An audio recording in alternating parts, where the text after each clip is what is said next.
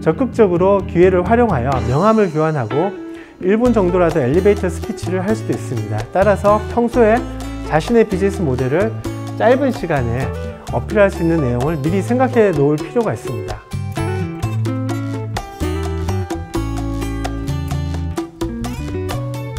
안녕하세요. 매시업 엔젤스의 이택경입니다.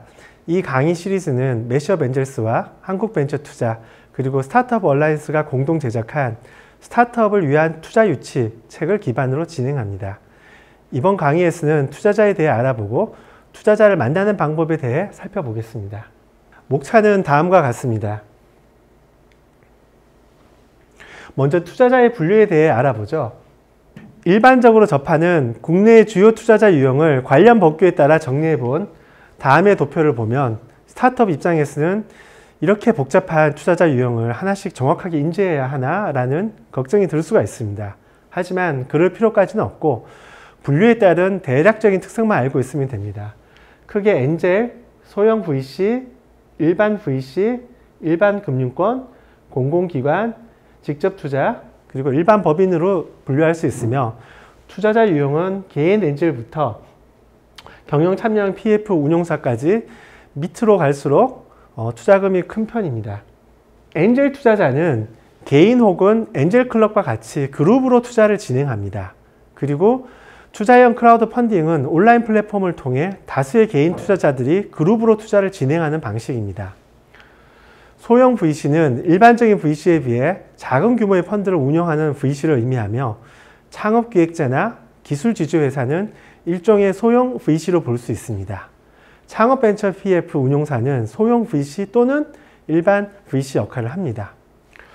중소기업 창업투자회사 LLC 해외펀드 운용사는 모두 일반 VC로 볼 수 있습니다. 신기사 중 일부는 일반 VC 역할을 하며 나머지는 일반 금융권에 가깝습니다. 일반 금융기관은 주 투자 대상이 스타트업이 아닌 경우가 많으며 그럴 때 운용 구조가 일반 VC와 차이가 많은 편입니다. 보통 만기가 따로 없고 언제든지 환매가 가능한 개방형 펀드를 주로 운용하죠. 따라서 황금성이 좋은 상장사 주식에 주로 투자를 합니다.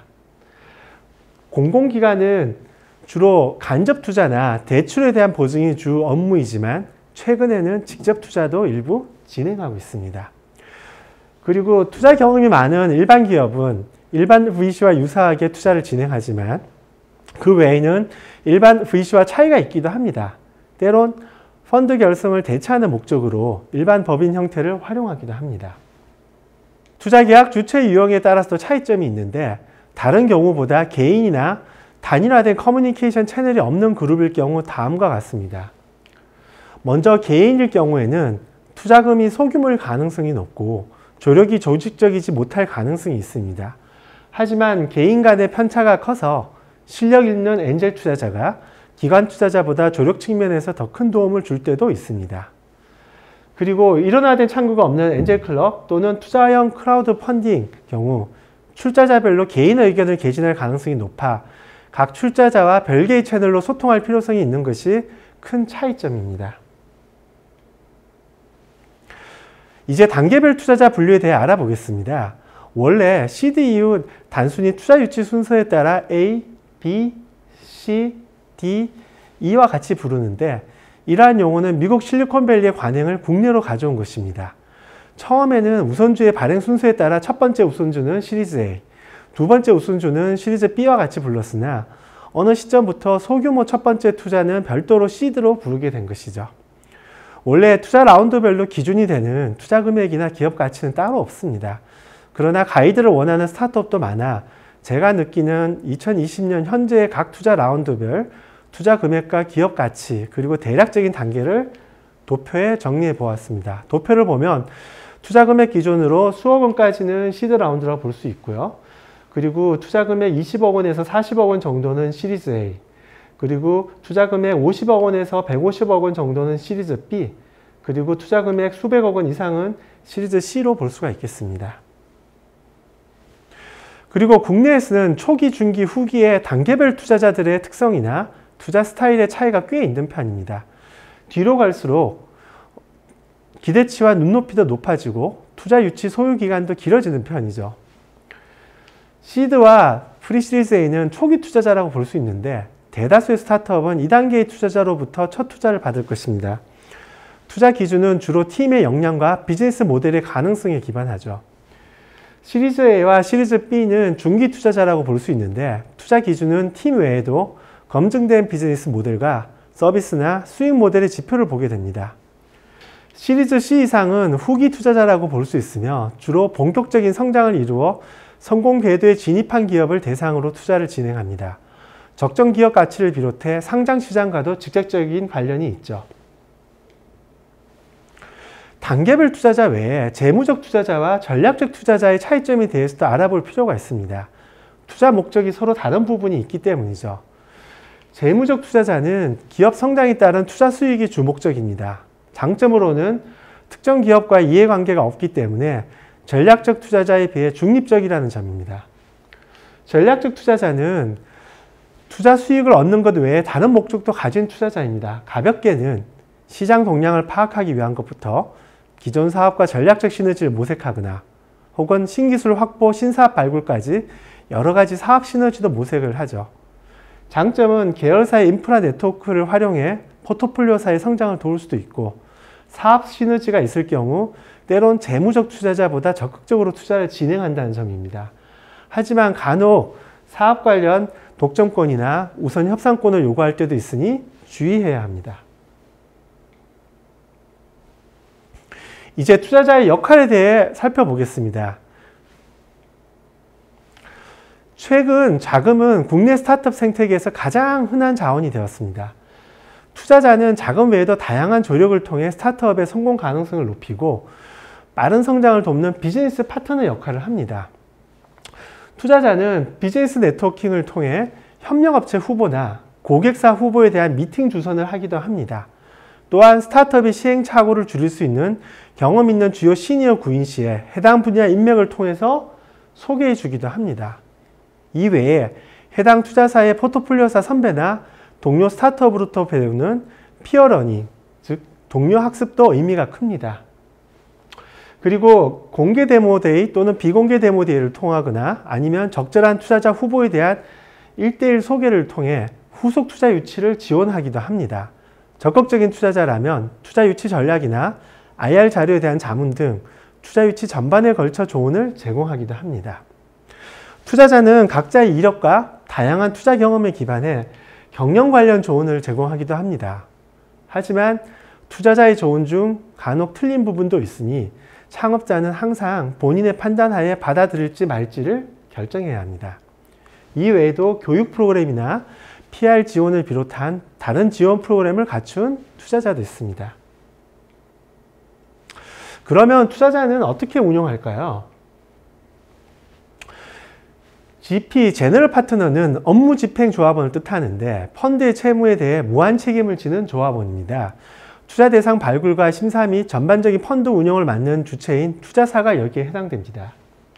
LP, 리미티드 파트너는 유한 책임 조합원을 뜻하는데 모텔펀드와 같은 정책 자금이나 금융권, 일반 기업, 개인이 출자하면 LP가 됩니다. 국내에서 운영기간은 보통 8년이 많으며 투자기간은 전체 펀드 운용기간의 절반 정도로 설정할 때가 많습니다. 즉 운용기간이 8년이면 투자기간은 4년인 경우가 많죠.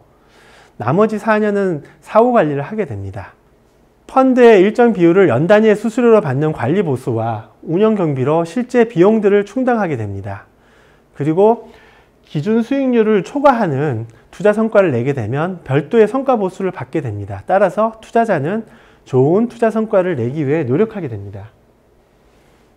펀드의 운영 주기는 다음과 같습니다. 먼저 투자자는 마치 스타트업이 투자 유치를 하듯 출자자를 구해야 합니다. 때론 출자자를 수년에 걸쳐 설득하기도 하죠. 한 투자사 대표가 스타트업이 10억 원 투자 유치하는 것보다 투자자가 10억 원 출자를 받는 것이 더욱 하늘의 별 따기 같습니다. 라고 이야기할 정도로 만만치 않습니다. 자금이 조달된 후에는 좋은 스타트업을 발굴하여 투자하고 조력 등 사후 관리를 통해 좋은 성과를 내려고 노력합니다. 펀드의 만기가 다가오면 청산하여 자금을 회수하고 수익을 분배하고 다시 자금을 조달하는 일을 반복하게 됩니다. 투자자에 대해 여러 가지 알아보았는데 그러면 어떤 투자자에게 투자를 받아야 할까요? 기본적으로 이 위에 4가지 기본 조건을 만족시키는 투자자 후보를 찾아야 합니다. 그렇지 않으면 시간 낭비일 가능성이 큽니다. 스타트업이 가장 많은 실수를 하는 것이 바로 엉뚱한 투자 단계의 투자자를 찾아가는 것입니다. 가끔 뒷단계의 투자자가 자신을 찾아온 스타트업을 앞단계의 투자자가 더 맞는 것 같다며 소개해주거나 혹은 그 반대의 경우도 있습니다. 우리 회사에 맞는 투자 단계의 투자자를 찾아가야죠. 그리고 만약 ICT 서비스를 하는 스타트업이 바이오 분야만 투자하는 투자자를 찾아간다면 이것 또한 곤란할 테고 그 반대도 곤란할 것입니다. 투자 분야가 맞는 투자자를 찾아가야만 합니다. 투자 분야는 운용 펀드와도 밀접한 관련이 있는데 이따가 다시 살펴보도록 하겠습니다. 또한 필요 금액을 확보해 줄 수 있는 투자자 또는 투자자 그룹을 찾아야 합니다. 예를 들어 총 50억 원의 투자 유치를 계획 중인데 크라우드 펀딩도 아니고 최대 2억 원까지만 투자하는 투자자 25곳을 모으는 것은 거의 불가능하죠. 그리고 가령 그렇게 모았다고 하더라도 많은 수의 투자자로 인한 경영상 동의 등 스타트업의 거버넌스 구조에도 문제가 생길 수 있습니다. 마지막으로 목표 기한 내에 자금 집행이 가능한 투자자를 찾아가야 합니다. 자금이 모두 소진되기 전에 투자 유치를 마무리할 수 있어야 의미가 있죠. 시간적 여유가 부족하면 투자 협상에 있어서 불리하기도 합니다. 이러한 기본적인 4가지 조건 외에 기타 우리 회사에 필요한 조력을 제공하고 투자 철학이 맞고 평판도 좋으면 이상적일 것입니다. 하지만 현실적으로는 이 4가지 조건이 맞고 아직 검증되지 않은 스타트업의 비전과 팀을 믿고 함께 성공을 바라며 투자를 결정해주는 투자자가 바로 적합한 투자자입니다. 투자자 후보를 탐색하는 방법은 다음과 같습니다. 먼저 한국벤처캐피탈협회 등 다양한 투자협회나 각 투자자 홈페이지를 통해 관련 정보를 얻을 수 있습니다. 각 투자자 홈페이지는 대부분 기본적으로 투자자의 인력 구성과 포트폴리오사에 대한 정보를 제공합니다. 투자 인력의 경력을 통해 투자 성향을 추정해 볼 수 있고 포트폴리오 기업 목록을 보면 대략 어떤 분야에 관심이 많은지를 파악할 수 있죠.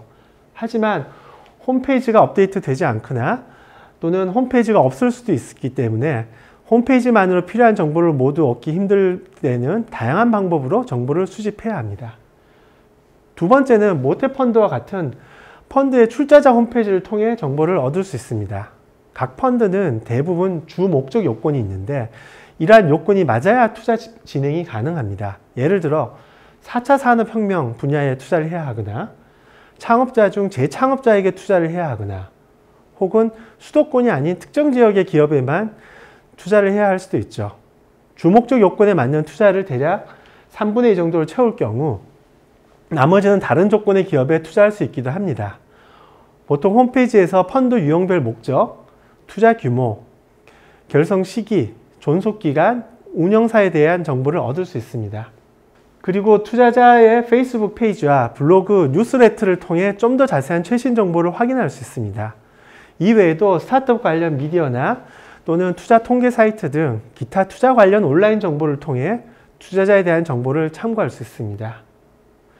온라인뿐만 아니라 오프라인 행사나 지인을 통해서도 투자자에 대한 정보 습득도 가능한데 대체로 직접 발품을 팔아야 보다 상세한 정보의 획득이 가능하죠. 또한 해당 투자자와 직접 마주칠 기회가 있을 경우 직접 물어보는 것이 가장 정확하면서 최신 정보를 얻을 수 있습니다. 투자자도 포트폴리오사의 경영 간담회나 기타 모임 등을 통해 교류를 자주 하는 투자자에 대한 정보를 수시로 업데이트 받지만 실제 포트폴리오사가 후속 투자를 시작할 시점에 별도로 해당 투자자에게 포트폴리오사에 적합한 펀드가 아직 소진되지는 않았는지 등 최신 정보를 확인하기도 합니다. 투자자를 만나기 힘들다고 하소연하는 스타트업이 많습니다. 물론 투자자의 수가 스타트업 수보다 절대적으로 적기 때문에 투자자는 마치 대기자가 많은 콜센터처럼 만나기 쉽지 않은 것이 사실입니다. 하지만 연애로 비유하자면 지인에게 소개팅을 부탁하지도 않고 이성을 만날 수 있는 취미 모임 등에 나가보지도 않으면서 불만만 얘기하는 건 곤란하듯이 스타트업도 투자자를 만날 수 있는 여러 채널을 알아보고 고민하여 전략적으로 움직여야 합니다. 투자자를 만나는 채널 중 첫 번째는 콜드메일입니다. 콜드메일은 수신자를 직접 알지 못하는 상태에서 보내는 메일을 뜻하는데 시드 투자자를 비롯해 주로 일부 초기 투자자에 한정하여 의미 있는 채널입니다. 시드 투자자는 해당 스타트업의 첫 번째 투자자가 되기에 소개해줄 앞단계의 투자자가 따로 없기 때문이죠. 하지만 다른 투자자들은 기존 투자자나 지인 소개로 스타트업을 발굴하는 비중이 훨씬 더 큰 편이기에 콜드메일은 의미가 적을 수 있습니다. 그리고 콜드메일을 보낼 때에는 명확한 정보를 전달해야 하며 가급적 누구나 보기 쉬운 PDF 형식으로 보내는 것이 좋습니다. 만약 HWP 형식으로 보낸다면 투자자 중 일부는 열어보지도 못하고 지나갈 가능성도 있습니다. 두 번째는 지인의 소개입니다. 콜드메일보다는 가급적 지인 투자자나 지인 스타트업 기관 관계자를 통해 투자자를 소개받는 것이 좋고 해당 투자자 포트폴리오사 대표를 통해 소개받는 것도 좋습니다. 하지만 주변을 아무리 탐색해봐도 투자자를 소개받을 수 있는 지인이 없다면 한 달이 더 건너 지인을 통해 해당 투자자 포트폴리오사의 대표를 소개받도록 노력하는 것도 방법입니다. 세 번째는 창업경진대회와 피칭 행사입니다. 투자자가 창업경진대회나 피칭 행사에 심사위원으로 참석하거나 그리고 오피스 아워 등에 참석할 때가 많은데 이러한 행사들은 스타트업이 자신의 비즈니스 모델을 투자자에게 정식으로 설명할 수 있는 좋은 기회입니다. 이런 행사에서 정식 1대1 투자 검토 미팅보다는 발표할 시간이 상대적으로 짧기에 많은 정보를 한 번에 전달하려고 하기보다는 몇 가지 매력적인 장점을 명확하게 전달해 추가적인 미팅을 끌어내는 것을 주 목적으로 하는 것이 좋습니다. 그리고 정식으로 투자자에게 피칭하는 행사가 아니더라도 투자자를 만날 수 있는 기회는 많습니다. 투자자가 스타트업 관련 행사에 연사로 나오거나 토론회 패널로 참석할 수도 있고 아니면 컨퍼런스 등의 일반 청중으로 참가할 수도 있습니다. 이러한 행사장에서 우연히 투자자를 만날 때 적극적으로 기회를 활용하여 명함을 교환하고 1분 정도라도 엘리베이터 스피치를 할 수도 있습니다. 따라서 평소에 자신의 비즈니스 모델을 짧은 시간에 어필할 수 있는 내용을 미리 생각해 놓을 필요가 있습니다. 때론 PR을 활용해 관심 있는 투자자가 찾아오게 유도하는 간접적인 방법도 있습니다. 물론 간접적인 방법에만 의존하는 것은 바람직하지 않고 직접적인 방법과 병행해서 쓰는 것이 좋습니다. 투자자는 큰 혁신이 가능한 메가트렌드나 개인적으로 관심이 있는 분야를 미리 설정하고 관련 스타트업을 다양한 방법으로 탐색하고 발굴하는 경우도 있습니다. PR을 위해 보도자료를 배포하거나 인터뷰를 진행하여 스타트업 전문 미디어 등 언론에 노출될 수 있습니다. 오프라인 상으로는 스타트업 행사에 회사 부스를 오픈하여 투자자가 찾아오게 하는 것도 방법입니다. 감사합니다. 제 블로그와 SNS는 다음과 같이 참고하시기 바랍니다. 감사합니다.